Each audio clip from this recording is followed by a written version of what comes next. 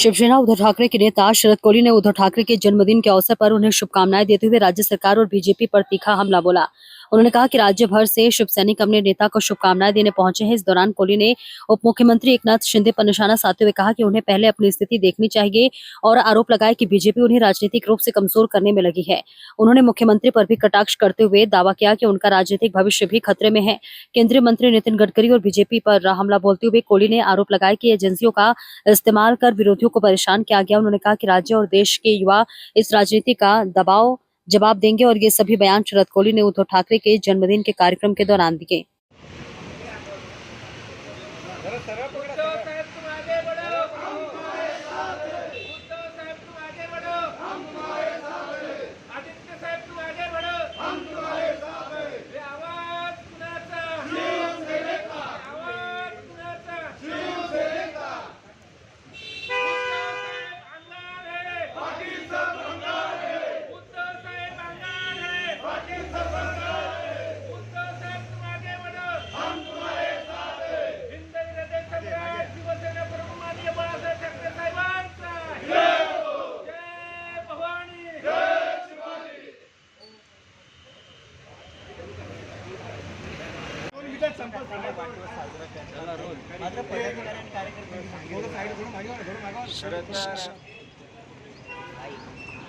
शेतकऱ्यांचा, कष्टकऱ्यांचा, गोरगरिबांचा, दीनदलितांचा, शिवसैनिकांचा पांडुरंग उद्धव बाळासाहेब ठाकरे साहेब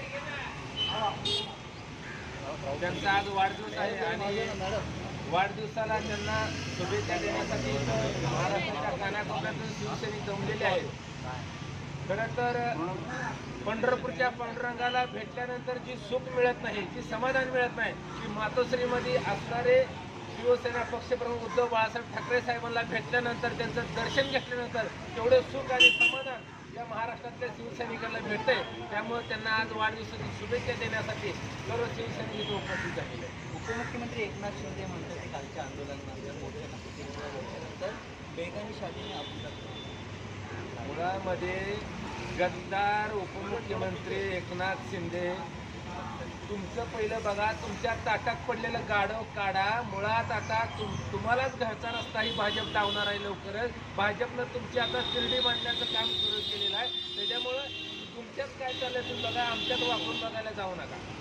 मुख्यमंत्री म्हणतात की कालची जी तिरंगा मोर्चा झाला आहे त्यामध्ये ठाकरे बंधू शिवाय घेत आहेत आणि दुसरीकडे आदित्य ठाकरे आणि अमित ठाकरे यांना सेट करण्याचा हा कार्यक्रम. काल पण ठाकरे साहेब सेफ होते आणि आज ही सेफ आहे. ते मुळात तुम्ही सेफ नाही, लक्षात ठेवा. तुम्हाला आता कॉक्रोचने घेरलेला आहे आणि तुमचा देखील लवकरच नंबर कॉक्रोच लावल्याशिवाय राहणार नाही. तुम्हाला देखील सत्तेतून कॉक्रोच लवकरच खाली असतील. ही आता तुम्ही बघा, आमचं बघायला तुम्ही जाऊ नका. G20 आता येतोय कारण की नितीन गडकरीचं देखील कुठेतरी राजीनामाची मागणी आहे. 30 तारीखला आहे. अहो, नितीन गडकरी काय घेऊन बसलाय? या गद्दारी करून, धोका देऊन, ईडी सीबीआयच्या माध्यमातून या महाराष्ट्राला आणि देशाला या भाजप सरकारनं अति छळलेला आहे, त्रास दिलाय. म्हणून ही सगळे या राज्यातले, देशातले युवक पेटून उठलेले आहेत. संपूर्ण भाजप सरकार देशात खाली खेचल्याशिवाय या देशातला युवक आता शांत बसणार नाही. शिवसेना